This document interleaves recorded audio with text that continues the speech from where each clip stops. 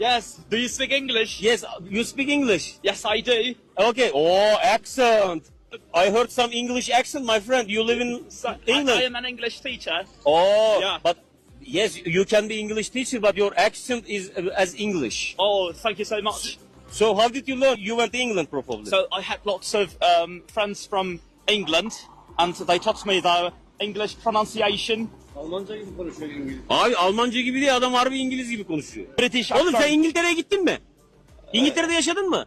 Yaşamadım. Abi ben şu anda şok. Bu aksanla konuşup da İngiltere'ye gitmemiş bir adam. Ben kendimi tebrik ediyordum yani, ben bile hani İngiltere'ye gitmeden hani böyle İngilizce çat pat konuşuyoruz falan filan ama adam... Teşekkürler.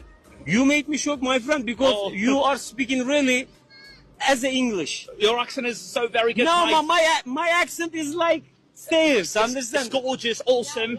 That's amazing.